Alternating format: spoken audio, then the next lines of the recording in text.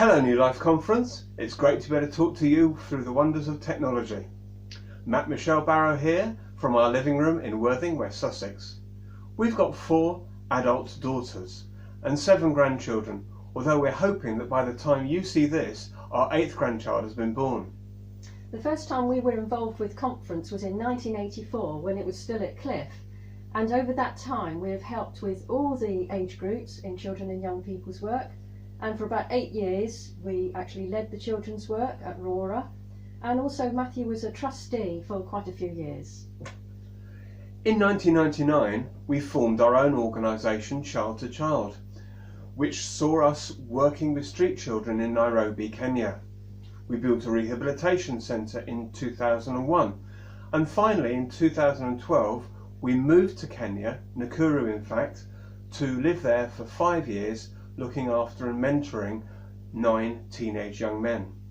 We now run a registered charity called Hope in Africa, and the word hope stands for helping others provide education and employment. We work with 5 visionary men from Kenya, Uganda and Malawi who provide education at primary, secondary and tertiary levels.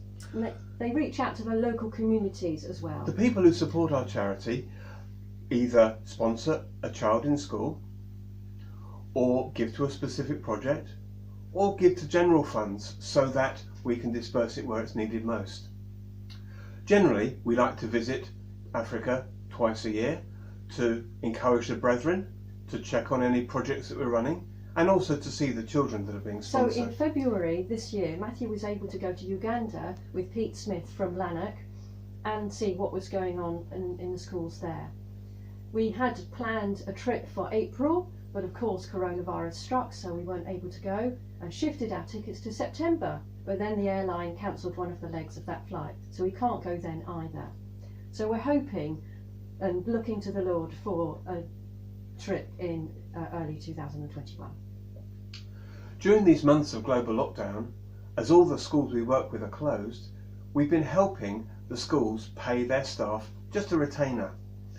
In private schools, if the school is closed, there are no children. No children means no school fees, and so no school fees mean no staff salaries. Each of the schools are also a vital part of their local communities, and so we've been able to enable the visionary men to reach out with a poverty relief gift.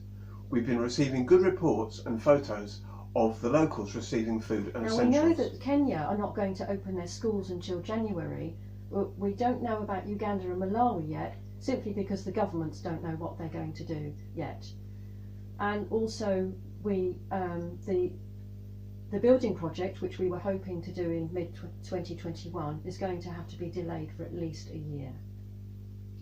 Last year we shared about one of our Kenyan sons, Ibrahim, and his journey through cancer.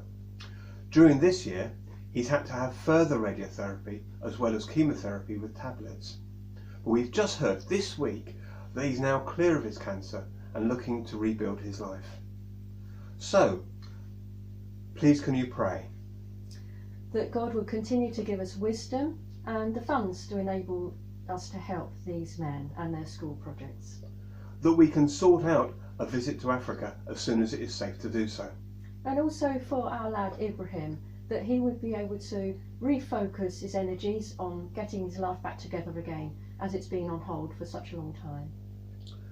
And that our visionary men can plan beyond the pandemic and get through this difficult time with a renewed sense of God's grace and closeness.